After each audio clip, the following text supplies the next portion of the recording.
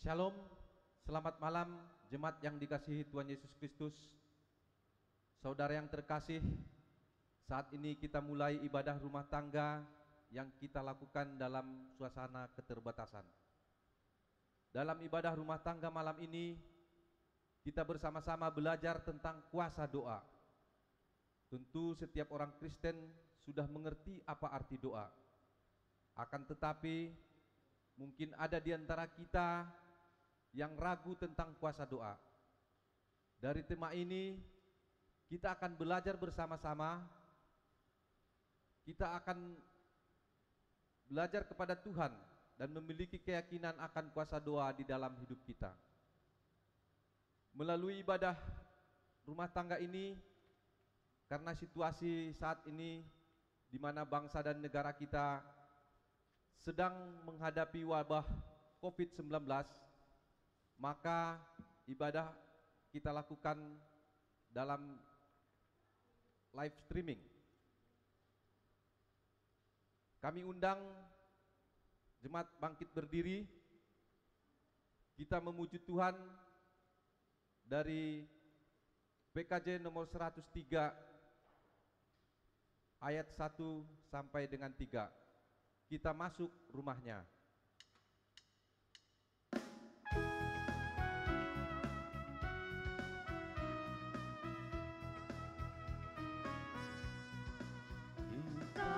Masuk rumahnya, berkumpul menyembah kepadanya. Kita masuk rumahnya, berkumpul menyembah kepadanya. Kita masuk rumahnya, berkumpul menyembah kepada Kristus, menyembah Kristus Tuhan.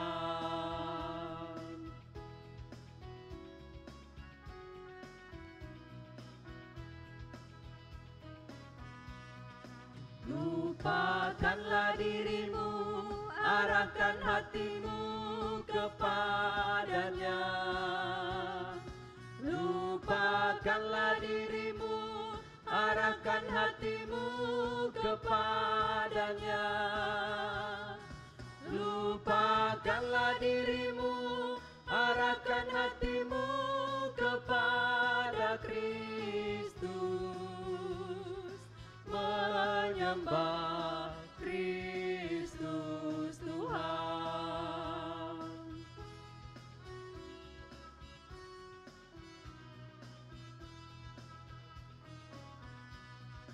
Muliakan namanya dan angkat tanganmu kepadanya.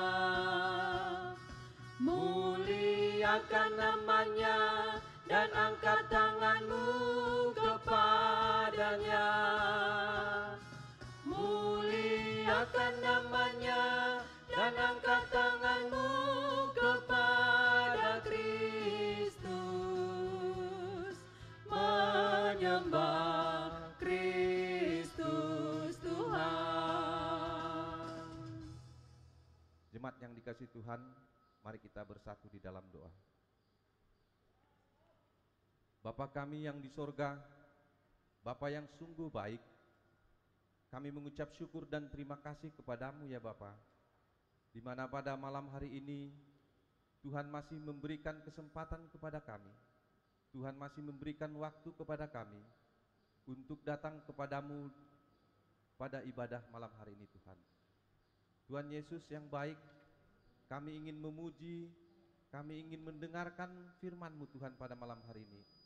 Oleh sebab itu Tuhan, kiranya Tuhan menolong kami, kiranya Tuhan menuntun kami, agar ibadah kami dapat berjalan dengan baik Tuhan.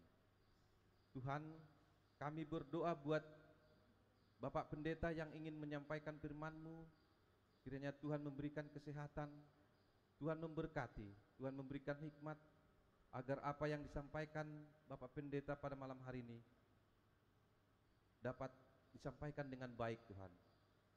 Bapa di sorga, kami serahkan jalannya ibadah ini dari awal hingga selesainya hanya boleh terjadi dalam tangan pengasihan-Mu.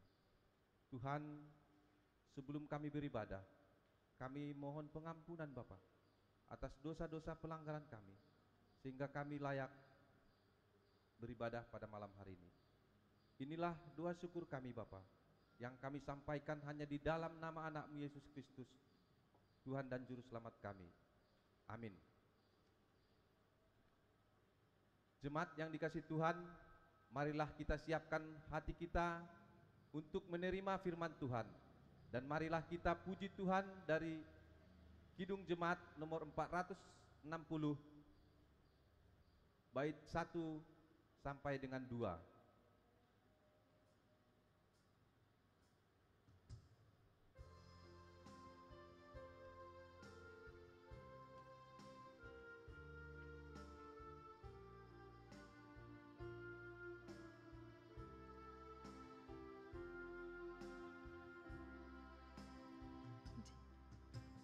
Jika jiwaku berdoa kepadamu Tuhanku, ajar aku terima saja pemberian tangan-Mu dan mengaku seperti Yesus di depan sengsaranya.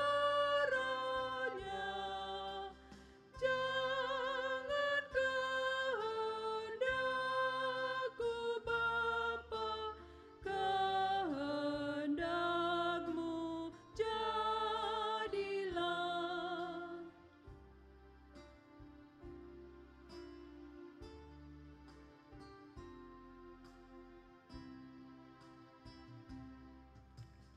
Apa juga yang kau timbang baik untuk hidupku, biar aku pun setuju dengan maksud hikmat-Mu, menghayati dan percaya walau hatiku lemah.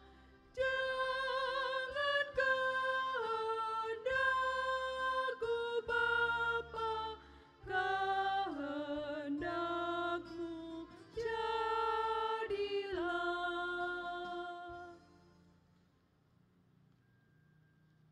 Saudara-saudara yang Tuhan dikasihi, marilah kita persiapkan hati dan pikiran kita. Kita akan berdoa, mendengarkan dan merenungkan sabda Tuhan. Mari kita berdoa. Kepada Bapa yang baik dalam Yesus Kristus Tuhan, yang mengasihi kami dan yang kami kasihi, kami bersyukur jika waktu ini kami boleh bersama-sama belajar dari kebenaran firman-Mu. Kami mau Engkau hadir bersama kami dan menolong kami saat ini, agar apa yang kami baca, kami dengar, memberi kami pengetahuan, tetapi juga mengajar kami menjadi pelaku kebenaran firman-Mu. Dalam Yesus Kristus kami berdoa pada Bapa di surga. Amin. Saudara-saudara yang Tuhan dikasihi, kita akan membuka Alkitab kita. Kita akan melihat dari satu teks yang menarik dari Injil Lukas pasal 6 ayatnya yang ke-12 sampai dengan ayatnya yang ke-19. Injil Lukas pasal 6 ayat 12 sampai 19 dengan judul perikop Yesus memanggil ke-12 rasul. Pada waktu itu pergilah Yesus ke bukit untuk berdoa, dan semalam-malaman ia berdoa kepada Allah. Ketika hari siang, ia memanggil murid-muridnya. Kepadanya, lalu memilih dari antara mereka 12 orang yang disebutnya rasul. Simon yang juga diberi nama Petrus, dan Andreas saudara Simon, Yakobus dan Yohanes, Filipus dan Bartolomeus, Matius dan Thomas, Yakobus anak Alfeus, dan Simon yang disebut orang Zelot, Yudas anak Yakobus, dan Yudas Iskariot yang kemudian menjadi pengkhianat. Lalu ia turun dengan mereka dan berhenti pada suatu tempat yang datar. Di situ berkumpul sejumlah besar dari murid-muridnya dan banyak orang lain yang datang dari seluruh Yudea dan dari Yerusalem dan dari daerah pantai Tirus di Sidon. Mereka datang untuk mendengarkan dia dan untuk disembuhkan dari penyakit mereka. Juga mereka yang dirasuk oleh roh-roh jahat beroleh kesembuhan. Dan semua orang banyak itu berusaha menjamah dia, karena ada kuasa yang keluar daripadanya, dan semua orang itu disembuhkannya. Saudara-saudara yang Tuhan kasihi, yang menjadi pertanyaan menarik adalah mengapa Yesus yang adalah anak Allah berdoa? Yesus adalah Allah dan juga sekaligus adalah manusia. Yesus berdoa untuk memulai pelayanannya. Yesus berdoa untuk memilih murid-muridnya. Hal ini menunjukkan keberserahannya kepada Allah. Nah, saudara-saudara, yang menarik adalah ketika kita mau belajar tentang bagian ini, kita melihat doa merupakan satu catatan yang luar biasa penting sekali dalam kehidupan orang percaya. Ada 5 disiplin rohani, saudaraku. Disiplin pertama adalah waktu teduh, disiplin kedua adalah firman Tuhan, disiplin ketiga adalah doa, disiplin keempat bersekutu, dan disiplin kelima adalah bersaksi. Dan doa dari semua disiplin rohani merupakan yang paling sentral, karena doa mengantar kita pada komunikasi yang terus-menerus dengan Tuhan. Itu yang ditulis oleh seorang penginjil, Richard J. Foster, dalam Celebration of Discipline. Menarik sekali bahwa dari semua disiplin rohani yang 5 tadi, doa merupakan yang paling sentral karena mengantar kita pada komunikasi yang intens terus-menerus dengan Allah. Lalu apakah yang kita pahami tentang kuasa doa? Orang seringkali berpikir dengan apa yang kita baca tadi, bahwa kuasa doa adalah ketika orang berdoa, doanya dijawab. Ketika orang meminta, doanya dikabulkan. Ketika orang berseru, doanya didengarkan. Tapi sebenarnya apa sih sebenarnya yang paling utama dari kuasa doa itu? Yang pertama, saudaraku, doa merupakan hak istimewa. Wah, ini menarik, saudara. Doa merupakan hak istimewa. Di dalam Ibrani 10 ayat 19 sampai 22 dituliskan, jadi saudara-saudara, oleh darah Yesus kita sekarang penuh keberanian dapat masuk ke dalam tempat kudus. Karena ia telah membuka jalan yang baru dan yang hidup bagi kita melalui tabir, yaitu dirinya sendiri. Dan kita mempunyai seorang imam besar sebagai kepala rumah Allah. Karena itu marilah kita menghadap Allah dengan rendah hati, dengan hati yang tulus, ikhlas, dan keyakinan iman yang teguh. Jadi doa itu bukan persoalan apa yang kita minta terjawab. Doa bukan persoalan apa yang kita harapkan terkabulkan. Tetapi doa memiliki kuasa yang luar biasa adalah karena kita penuh keberanian dapat masuk ke tempat kudusnya. Karena kita memiliki imam besar yang kepadanya kita berseru, ya Aba, ya Bapa. Bagian yang kedua, kuasa doa yang kita akan bahas adalah yang kedua, komunikasi dua arah. Komunikasi, saudara bayangkan, kita sedang berbincang-bincang dengan Tuhan. Atau kita sedang ngobrol-ngobrol dengan Tuhan. Bukankah itu luar biasa? Kita punya hak yang begitu luar biasa dengan kita bisa berbincang-bincang. Filipi 4 ayat 6 sampai 7 dituliskan, janganlah hendaknya kamu khawatir tentang apapun juga, tapi nyatakanlah dalam segala hal keinginanmu kepada Allah dalam doa dan permohonan dengan ucapan syukur. Segala hal keinginan kita dalam doa dan ucapan syukur. Dan damai sejahtera Allah yang melampaui segala akal akan memelihara hati dan pikiranmu dalam Kristus Yesus. Nah, ini menarik saudaraku. Jadi bukan persoalan doa itu memiliki dampak dan kekuatan yang radikal, yang merombak, merubah. Tapi justru kuasa doa adalah kita dapat berkomunikasi, berbincang-bincang dengan akrab dengan Allah. Nah, kalau begitu pertanyaan yang seringkali ada dalam diri kita adalah, mengapa kita perlu berdoa kalau Tuhan sudah tahu apa yang kita butuhkan sebelum kita memintanya? Jawabnya saudaraku, permohonan bukanlah inti dari doa. Ya, kita harus jujur. Mari sekarang saya mengajak kita untuk melihat sejenak ke dalam diri kita. Kira-kira menurut saudara, setiap kali kita doa, porsi yang paling besar dan paling banyak apa? Permintaan, saudaraku. Jauhkanlah kami dari sakit penyakit, berikanlah kami rezeki, berikanlah kami keberhasilan, berikanlah kami kesuksesan dan lain sebagainya. Karena seringkali kita masuk di dalam pemahaman inti dari doa adalah permintaan. Bukan, saudara. Inti dari doa bukanlah permintaan atau permohonan. Berdoa adalah memasuki komunikasi untuk bergaul akrab dengan Tuhan. Itu sebenarnya yang menjadi inti. Dan ini menjadi yang disebut dengan kuasa doa. Nah, kita sering harus mengubah cara berdoa kita. Bukan lagi menjadi kesempatan berintim ria dengan Tuhan. Bukan lagi kesempatan untuk bercengkerama dengan Tuhan. Kita menjadikan Tuhan seperti budak kita, pesuruh kita, yang hanya dengerin aja aku ngomong, dengerin aja aku cerita, dengerin aja aku curhat, tanpa kita mau belajar Tuhan mau ngomong apa balik dengan kita. Nah, doa bukan hanya persoalan permohonan, tapi memasuki komunikasi untuk bergaul akrab dengan Tuhan. Nah, saudara, ketika kita beribadah, apakah kita mencari tangan Allah?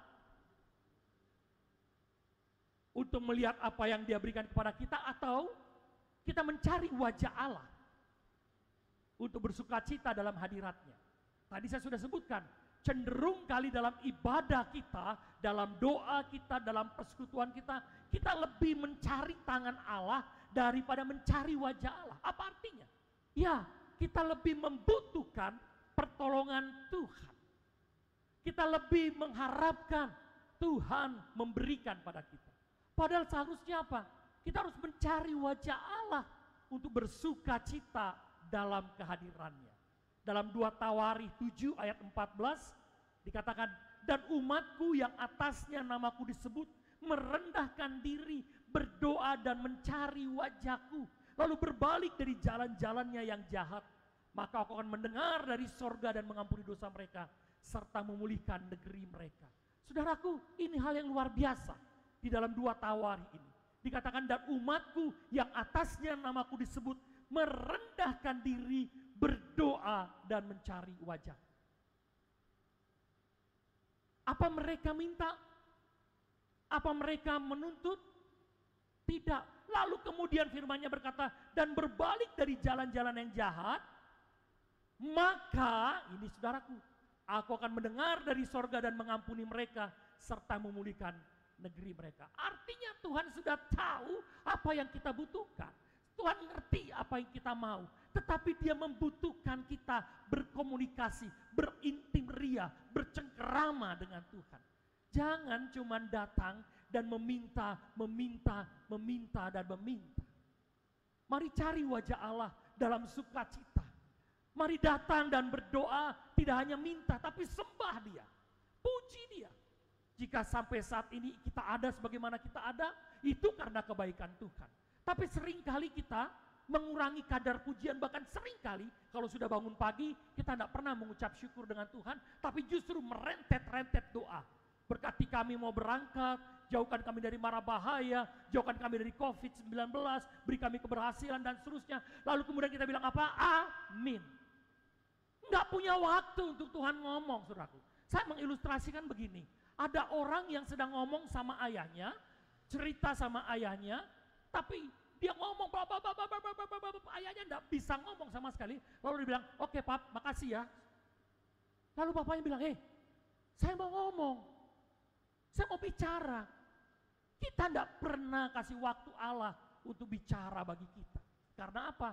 Karena kita mencari tangan Allah, bukan wajah Allah. Orang yang mencari wajah Allah adalah yang mau bersuka cita dalam hadirat-Nya. Di dalam tradisi gereja, mungkin kita harus belajar apa yang disebut dengan doa kontemplasi. Mungkin kita perlu belajar bersama tentang doa labirin. Mungkin kita perlu belajar seperti yang Yesus lakukan dalam teks bacaan kita tadi, doa semalam-malaman. Mungkin dari gereja-gereja arus utama ini menjadi sesuatu yang ngapain? Toh Tuhan sudah dengar kita punya doa. Toh Tuhan sudah dengar kita punya mau sebelum kita ngomong. Jadi buat apa doa semalam-malaman? Oh, dianggap sebagai sesuatu aliran yang sesat. Dianggap sebagai suatu aliran yang menyimpang. Padahal ini ada dalam tulisan Alkitab. Maka ini adalah Alkitab piah. Tapi gereja-gereja seringkali mengabaikannya karena menganggap doa bukanlah hal yang paling utama. Mari kita belajar, saudaraku. Setiap kali ada persekutuan doa, ada pujian, ada penyembahan yang hanya isinya doa untuk memuji Tuhan, jarang orang mau hadir, saudara. Jarang orang mau hadir. Ngapain? Bosan. Bagaimana kalau kita bikin doa semalam-malaman? Doa semalam-malaman itu seperti apa? Bisa kita mulai dari jam 11 malam sampai jam 3 pagi. Apa isinya? Ya tentu doa. Doa seperti apa Pak Pendeta? Pujian, penyembahan kepada Allah. Saudara bisa merasakan bagaimana kemudian kaki tidak bisa berdiri karena kemudian lutut memaksa untuk bertelut dan kepala tertunduk serta air mata berurai.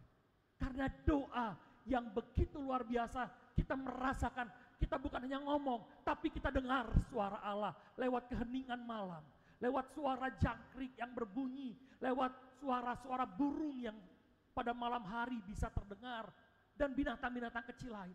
Dan kita mengalami betapa kita kecil dan hinanya di hadapan Tuhan. Nah saudara, ini yang harus kita miliki, mencari wajah Allah, bukan tangan Allah. Dan melalui doa kita juga belajar untuk berubah. Doa merupakan salah satu sarana Tuhan untuk mengubah kita.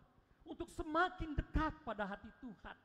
Maka kita akan semakin merasakan kebutuhan, kerinduan untuk menjadi serupa dengan Kristus. Saudaraku, saudara, kalau sekali waktu kita ingin mengadakan ibadah, nggak ada firman Tuhan dalam renungan yang panjang, tapi hanya doa, nyanyian, pujian. Saudara, tanpa sadar kita bisa meneteskan air mata. Karena ada sesuatu yang begitu luar biasa tergerak dalam hati kita. Karena firman Tuhan bilang apa? Kata-kata kita nggak bisa keluar, tapi roh itu yang berdoa dalam diri kita. Saudara bisa nyanyi untuk memuji Tuhan, tapi saudara bisa keluar air mata dan sesegukan nyanyi. Kami memuji kebesaran-Mu. Sederhana lagunya, tapi jika kita menghayati dan roh itu berdoa dari hati kita, saudara luar biasa. Dampaknya luar biasa. Jadi jangan pernah alergi dengan hal-hal seperti itu. Jangan pernah bilang, itu kan gereja lain Pak Pendeta. Gereja kita kan, ya Tuhan tahu apa yang kita doakan. Sehingga kita tidak perlu berdoa dalam nama Yesus. Oh haleluya, puji nama Tuhan. Saudara, roh itu yang berdoa. Jadi jangan hanya pikiran akal budi kita saja. Biarkan roh itu yang mengalir berdoa. Memuji, memuliakan Tuhan untuk apa? Mengubah hidup kita. Richard J. Foster mengatakan, doa merupakan salah satu sarana untuk mengubah kita semakin dekat dengan Tuhan. Semakin melekat dengan Tuhan. Ini kuasa yang luar biasa, saudara. Tuhan mengasihi kita apa adanya, tetapi Ia tidak membiarkan kita seadanya. Sekali lagi saya ulangi, saudaraku. Tuhan mengasihi kita apa adanya. Kita hina, kita berdosa. Tiap saat kita bisa bikin dosa, saudara. Tiap waktu, tiap detik kita bisa bikin dosa. Kita ini tidak ada artinya apa-apa, saudara. Kita ini adalah manusia yang diciptakan dari tanah, dari debu, yang sehembusan Allah hilang. Tetapi firman Tuhan mengajak pada kita betapa berharganya kita di mata Tuhan. Max Lucado menuliskan dalam Just Like Jesus, Tuhan mengasihi kita apa adanya, tapi Ia tidak membiarkan kita seadanya. Ia akan mengubah hidup kita menjadi seperti Kristus. Bagaimana caranya? Doa mengubah segalanya. Tuhan mengasihi kita apa adanya, tapi Ia tidak membiarkan kita seadanya.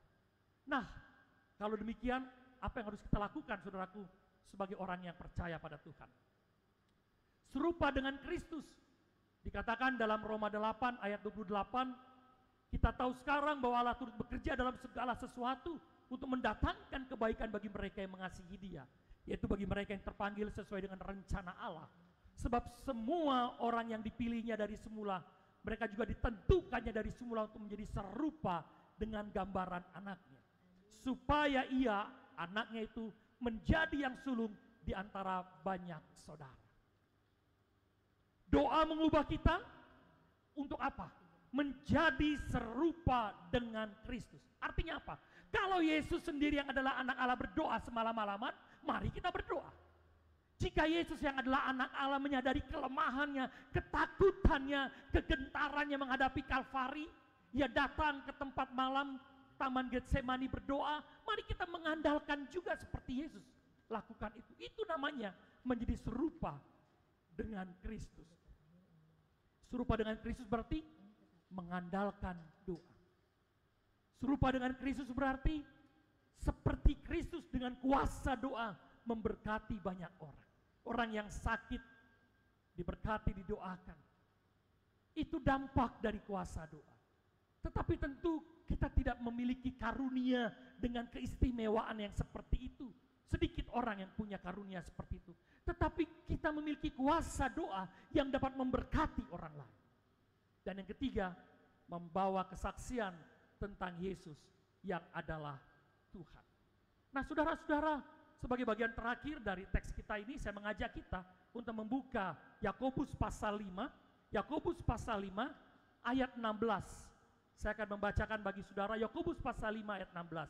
Karena itu hendaklah kamu saling mengaku dosamu dan saling mendoakan supaya kamu sembuh. Doa orang yang benar bila dengan yakin didoakan sangat besar kuasanya. Orang bertanya begini, Pak Pendeta, kan firman Tuhan berkata doa orang benar bila dengan yakin didoakan sangat besar kuasanya. Pertanyaannya Pak Pendeta, apakah ada orang yang benar? Apakah ada orang yang suci? Tentu tidak. Berarti bagaimana doa ini bisa memiliki kuasa? Saudara dengarkan baik-baik hal ini yang perlu kita tangkap baik-baik pesan ini. Dikatakan doa orang yang benar bila dengan yakin didoakan sangat besar kuasanya. Kita orang berdosa, semua kita orang berdosa. Tetapi kita menjadi orang yang dibenarkan oleh darah Yesus Kristus Tuhan. Sehingga siapapun kita yang dikatakan dalam ayat sebelumnya, teks sebelumnya, karena itu hendaklah kamu saling mengaku dosamu dan saling mendoakan supaya kamu sembuh. Yang pertama, agar kita memiliki kuasa doa adalah mengaku bahwa kita berdosa. Itu yang pertama, saudara. Mengaku bahwa kita berdosa dan kemudian mau disembuhkan dalam Yesus Kristus Tuhan. Itu bagian kedua. Setelah kita mengaku dosa, setelah kita mengalami pertobatan dalam Yesus Kristus, nah baru ayat 16b. Doa orang yang benar, artinya doa orang yang sudah dibenarkan oleh darah Yesus Kristus. Besar kuasanya. Dan ini yang harus kita pahami. Kita memiliki kuasa doa yang luar biasa. Asalkan kita mau mengaku kita berdosa, mau disembuhkan dalam darah Yesus Kristus, maka kemudian doa kita memiliki kuasa karena kita sudah dibenarkan oleh Yesus Kristus Tuhan. Nah, oleh sebab itu saudara-saudara, mari kita masuk di dalam ruang doa kita. Tempat kita bersekutu bukan hanya meminta, tapi memuji, memuliakan Allah dalam hidup kita. Mari kita berdoa. Tuhan Yesus, terima kasih kami sudah belajar hari ini tentang kuasa doa. Seringkali kami minder berdoa karena kami seringkali tak mampu merangkai kata yang indah. Hari ini kami belajar ternyata bukan soal kata yang indah, tapi soal bagaimana hati yang mau disentuh oleh Allah. Karena dengan demikian roh itu yang berdoa dengan bahasa roh itu sendiri, bahasa hati kami, bahasa kerinduan kami, bahasa pergumulan kami. Dan doa bukan hanya persoalan permintaan saja, permohonan, tapi doa adalah hak istimewa karena kami memiliki relasi yang dekat dengan Sang Bapa. Tidak ada lagi tempat di mana kami memiliki waktu dan tempat tertentu untuk menyapamu. Karena setiap saat, setiap waktu adalah waktu di mana kami bisa berjumpa denganmu. Dan doa adalah kuasa di mana kami memiliki keselarasan, yaitu kami memiliki komunikasi yang indah bersama dengan Sang Bapa. Terima kasih, hari ini kami sudah belajar tentang kuasa doa. Dan kami berdoa, jadikan kami para pendoa Tuhan. Agar kami tidak hanya mementingkan diri kami, tapi juga menjadi pendoa-pendoa syafaat bagi bangsa, negara, gereja, masyarakat yang kami jumpai dalam hidup kami. Terima kasih, firman-Mu mengingatkan pada kami hari ini tentang kuasa doa. Segala puji syukur hanya bagi-Mu ya Allah, dalam Yesus Kristus dan Roh Kudus yang sudah mengajarkan kami. Amin.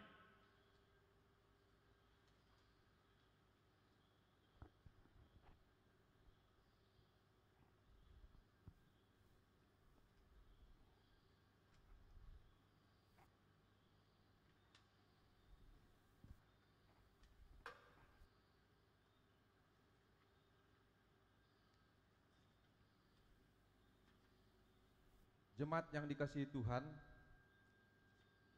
tibalah saatnya kita akan memberikan persembahan syukur bagi saudara yang tinggal di rumah dapat mengumpulkan persembahan dengan mentransfer ke rekening yang ada di multimedia.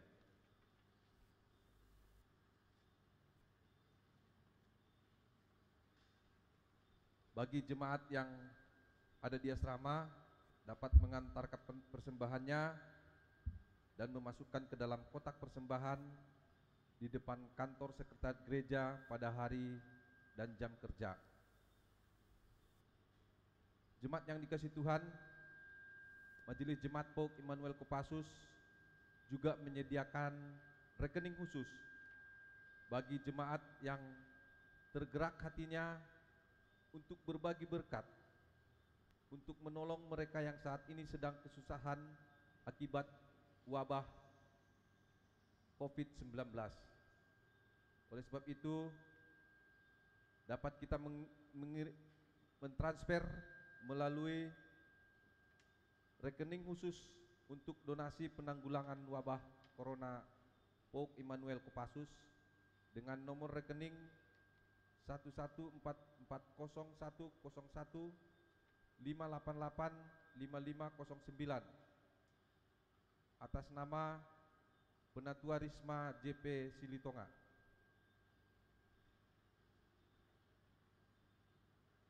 Dimohon untuk mengkonfirmasi pengiriman dan bukti transfer kepada bendahara, yaitu Penatua Risma P. Nababan.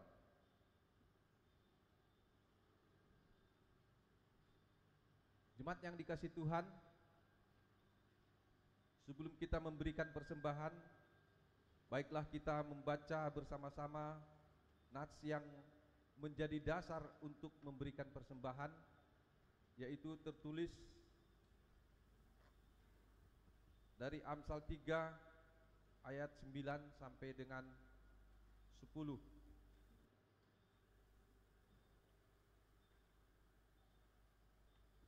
Amsal 3 ayat 9 sampai dengan 10 yang berbunyi demikian: muliakanlah Tuhan dengan hartamu, hambamu dan dengan harta hasil pertama dari segala penghasilanmu, maka maka lumbung-lumbungmu lumbung-lumbungmu akan diisi penuh sampai sampai melimpah-limpah, dan bejana pemerahanmu akan meluap dengan air buah anggurnya. Sambil persembahan kita bawa, mari kita memuji Tuhan dari PKJ nomor 244 bait pertama dan kedua. Sejenak aku menoleh.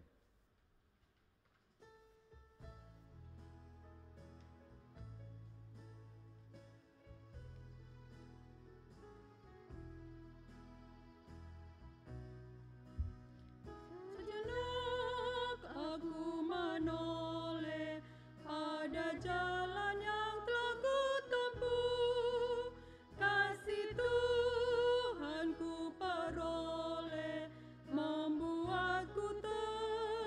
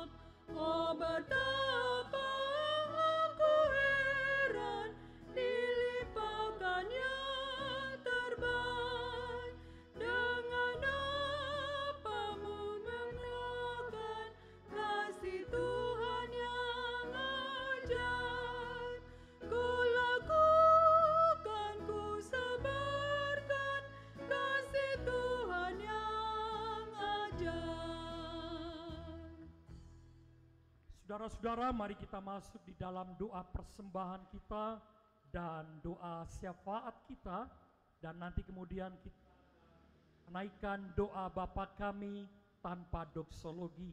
Mari kita berdoa. Bapa surgawi, kami bersyukur jika pada malam ini kami Tuhan didik melalui kebenaran firman-Mu. Kami semua belajar bersama. Hamba-Mu yang menjadi suara Tuhan yang terdengar, biarlah juga belajar dari kuasa doa.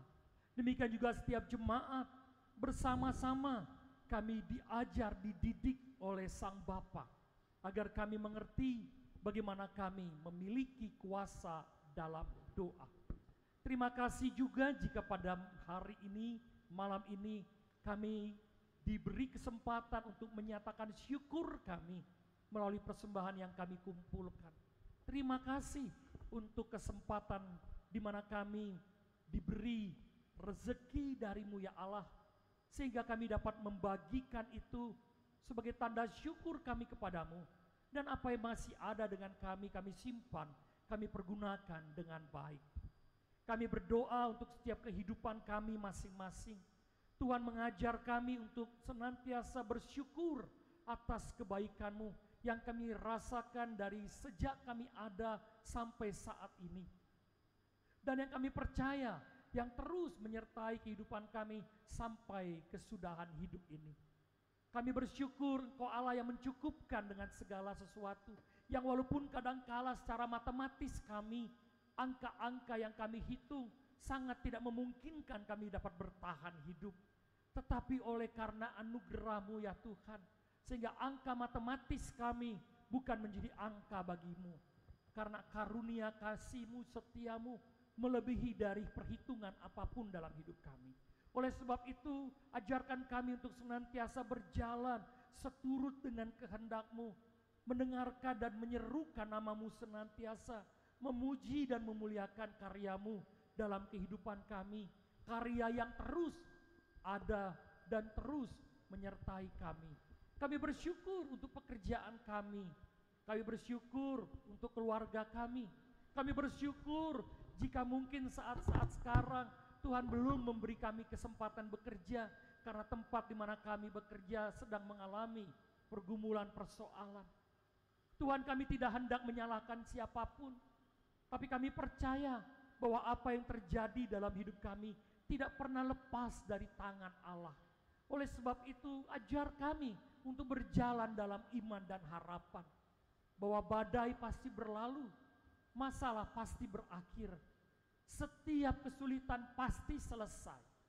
Hanya kapan waktunya kami sedang diajak untuk berjalan dan merayakan hidup dengan iman, berharap penuh hanya kepadamu. Oleh sebab itu kami membawa hidup kami, keluarga kami, anak-anak kami, orang tua kami, saudara-saudara kami. Berikan kami sukacita ya Allah dalam merayakan kehidupan kami ini. Kami juga berdoa untuk anak-anak kami yang sedang mempersiapkan diri atau yang sedang mengikuti ujian ulangan kenaikan kelas. Tuhan memberkati mereka. Bagi anak-anak kami yang sedang berjuang untuk mencari tempat pendidikan yang lebih tinggi, dari tingkat SD, SMP, SMA, perguruan tinggi, bahkan juga sekolah kedinasan. Tuhan, kami berdoa, Tuhan menolong agar apa yang menjadi cita dan harapan dapat terkabul bagi anak-anak kami.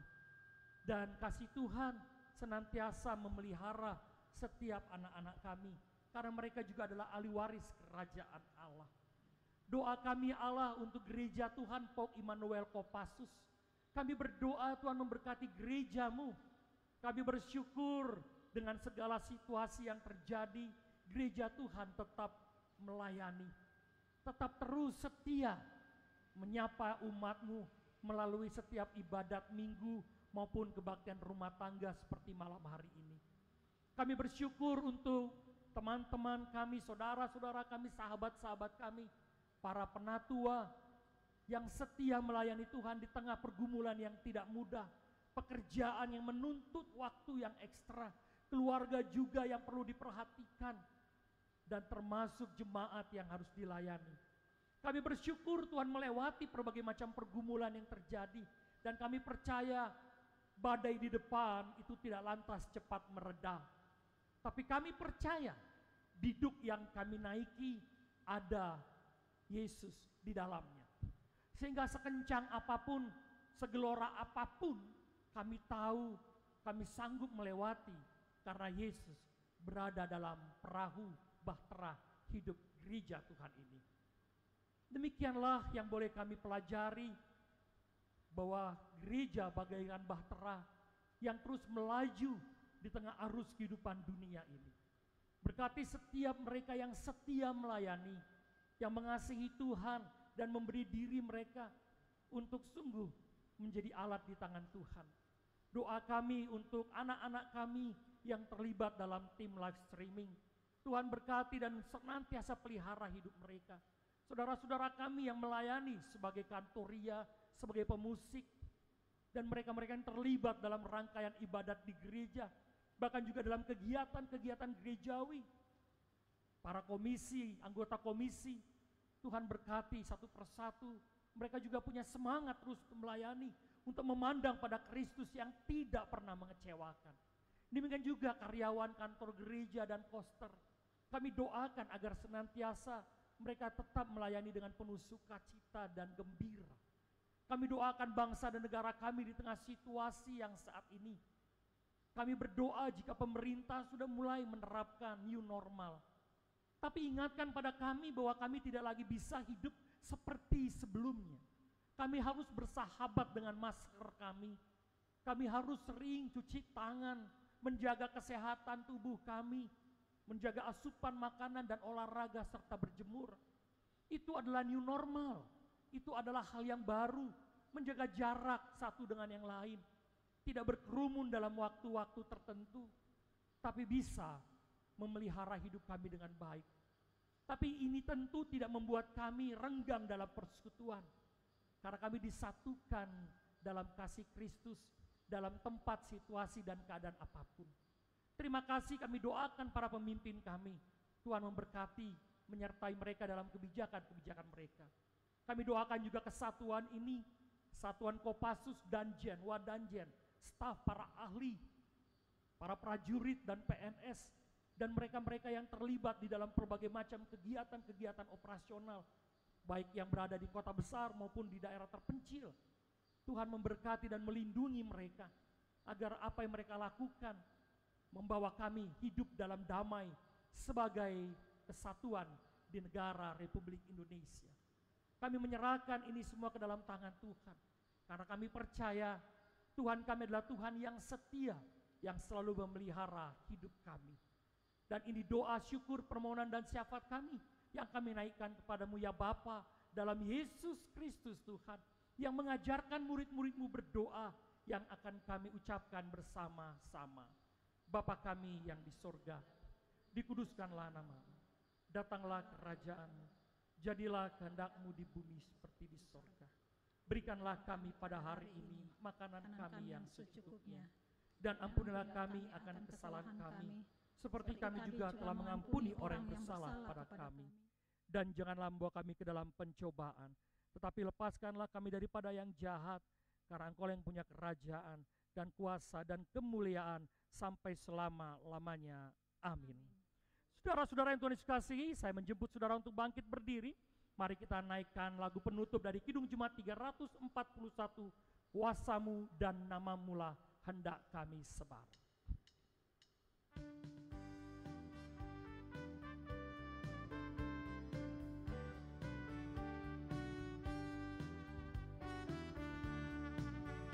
Kuasa-Mu dan Nama-Mu-lah hendak kami sebar, dan karena itu ya Tuhan kami takkan gentar, bagaikan padi segenggam mestilah busuk dipendam, supaya tumbuh dan segar di panas surya memekar.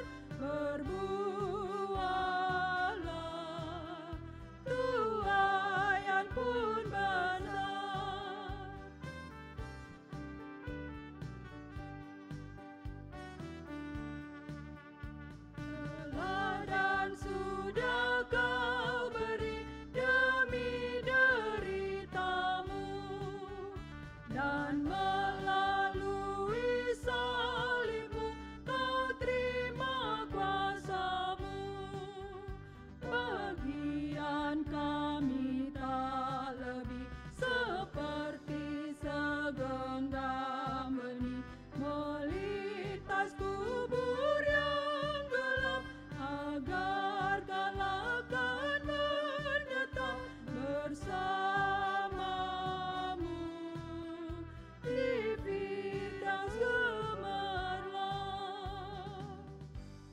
saudara-saudara, mari kita pergi dalam damai sejahtera Allah dan mari kita terima berkat dari Tuhan. Kiranya Allah sumber pengharapan memenuhimu dengan segala sukacita dan damai sejahtera dalam imanmu, supaya oleh kekuatan Roh Kudus kamu berlimpah-limpah dalam pengharapan. Amin.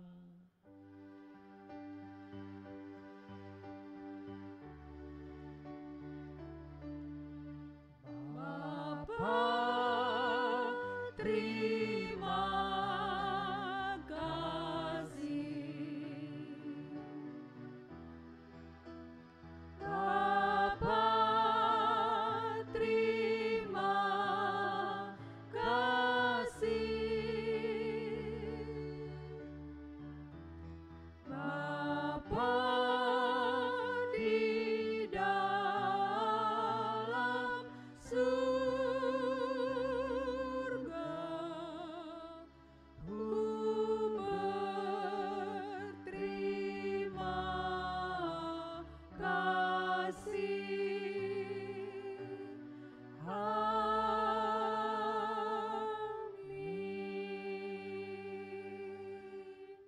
Selamat malam, Tuhan Yesus memberkati kita. Amin.